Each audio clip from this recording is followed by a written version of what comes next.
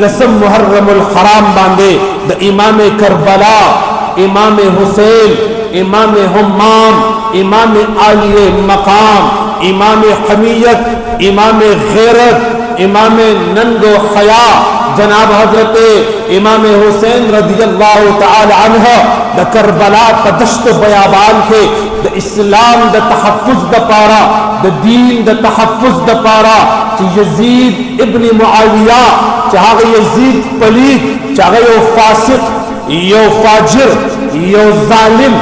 یو جابر د شریعت مطهرنا نه بلدا یو نه اهل یو نالائق یو بدیانتا یو خیانتدار یو آغا چه رسول اللہ صلی اللہ علیہ وسلم مبارک مطهر مکمل او پاک دینی دخپود اعلان نکولو حضرت امام حسین رضی اللہ تعالیٰ عنہ دا آغا باطل پا اوران دے دا آغا فاسق پا اوران دے دا آغا فاجر پا اوران دے دا آغا شرابی پا اوران دے دا آغا بدکردار پا اوران دے امام عالی مقام اغی مبارک ادریدل اغی مبارک پدا سے انداز باندې ادریدل او پتور تیرو کیے دا سے رناگان خوری کی چی دا کربلا اغا واقعہ قیدلا او نسم محرم الحرام شتوا حضرت امام حمام حضرت امام عالی مقام پخپل خیمہ کی کیناستا او ټول صحابه کرام چې کوم ورسره ملګري هغه ټول راغون کړ او د چراغ بند کړ دیوه بند کړ تیارې جوړ کړ او بیا دا او فرمایل چې اوس تیار ده اوس نخکاری چې څوک وتی لږه لګیا دي د کربلا د میدان نه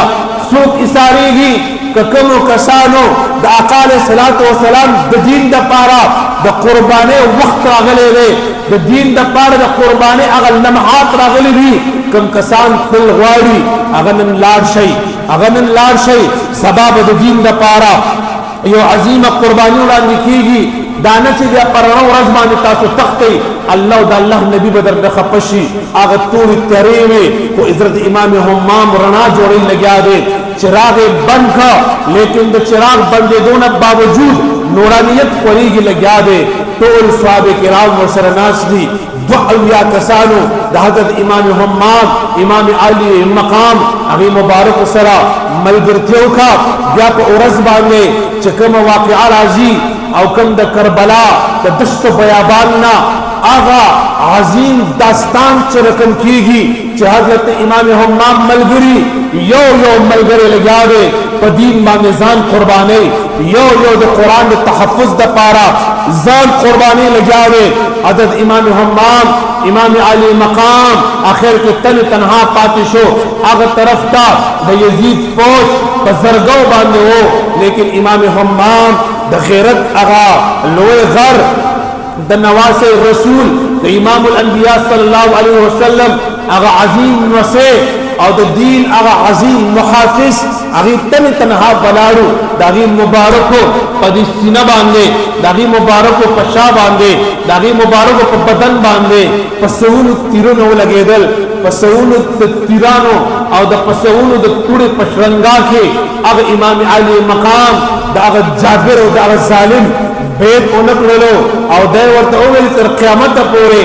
راتلون کی قوم ته یو پیغام ورکا چې کله مقابله کې ظالم وي او جابر وي او د شریعت او د اسلام هغه خپل دلال راستون کی حکمران وي نو هغه به جایز نه وي هغه به چې کوم نه حرام نه هغه امام علی مقام امام حمام د خپل جنہ د خپل بچو د قربانینا هغه مبارک ثابت کا لسم محرم الحرام وو د هغه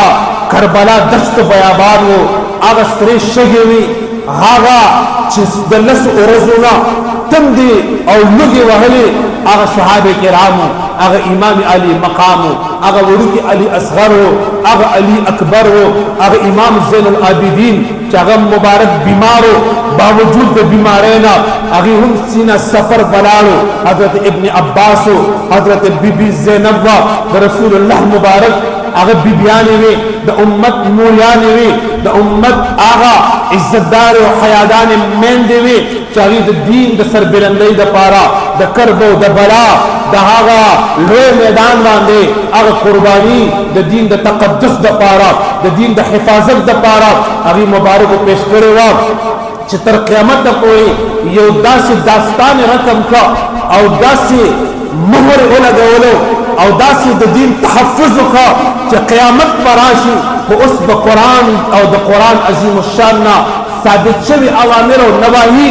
دې ته څوک په خړه سترګه باندې ونه ګوري یقینا که نن اسلام محفوظ دی یقینا که نن د اسلام حقیقي روح موجود دی دا د امام علی مقام امام همام امام امه حضرت امام حسین رضی الله تعالی عنہ داغه د ملګرو داغه قرباني وجوا داغه د ملګرو هغه قرباني عظیم وجوا چې نن الحمدلله صحیح روح موجود دی مگر نه امام علی مقام نه سپکارو هغه مبارک ته دغه یو خبره کوله چې بیت وخا د بیت نبات د مدینه منوره گورنر به جوړ کړو د بیت وخا تابع د حضرت عمر فاروق د زمانینا ډبل وظیفه ملاوي دلا حضرت عمر فاروق نا عثمان غنی ذوالنورین په زمانه کې به ډبل ملاوي دلا چاته یو ځل تاسو ښه چې امام حسین تاته د دولت دومره فراوانی ده او دومره دولت در سره ده دا د کوم ځای راځي در سره هغه ورته فرمایل چې دو ځایونه راځي یو قرانا سیدنا و امامنا امیر المؤمنین حضرت عثمان غنی ذوالنورین د بیت المال نه مقرر کړی وظیفه یو هغه وظیفه راځي چې عبدالرحمن ابن عوف د بیت المال په هغه وخت کې هغه سربراو وی هغه را راکړي وی داغه ما سره حساب کیږي هغه را په حساب باندې مراکړي هغه مال په یو خاص حساب دی په تنخواه مقرر راکړي او یو را ته به حساب ملاويږي یو را ته بغیر حساب نه ملاويږي چې څومره چتو باندې هغه چتولې شم هغه وی کوم یو دا وی هغه د حضرت سیدنا عثمان غنی ذوالنورین دا چې مبارک راکړي عثمان غنی نه چاته پوسخه وی عثمان غنی ذوالنورین عجیب خبره ده امیر المؤمنین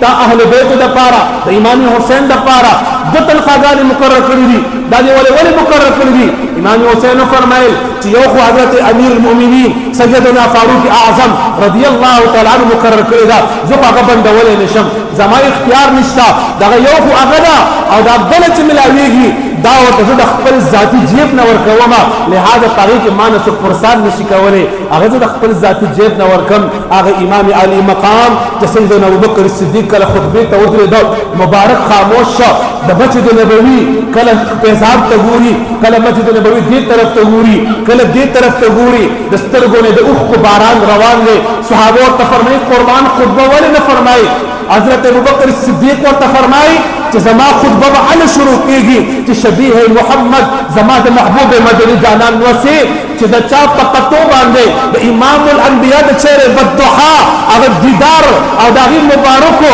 هغه د چهره مبارکي هغه په باندې زما زړه کیږي زما سترګې چې امام حسین ګوري ماته د مدني چهره والضحى را یاد شي چې مدني جانان هغه بچی نه راغله نواز نصور نه راغله زدا خطبه نشم کوله حضرت ابوبکر صدیق رضی الله تعالی عنہ جلیل القدر صحابي دي چې کله امام حسین امام همام په مسجد نبوي په دروازه باندې راځل نشو حضرت ابوبکر صدیق د خطبه مبارک ودا منبر شریف نه لاندې کوشو ورغه ورغاړي وستو او مبارک په منبر باندې ځان سره کېنولو او وی فرمایل چې د الله په ذات دې قسم وي د رب کائنات په جلال دې قسم وي چې نبی کریم علیه الصلاۃ والسلام عظیم او مقدس په اهل بیت دي او د دې قدر د دې فضیلت د دې احترام د دې تعظیم د امام علی مقام امام حسین دا په موږ باندې واجب دی حضرت فاروق اعظم رضی الله تعالی عنہ مبارک مجلس کے ناس کے خبر بچو مجلس کے ناس نے او چې کله مجلس کی مشاورت شروع عبداللہ ابن عمر راضی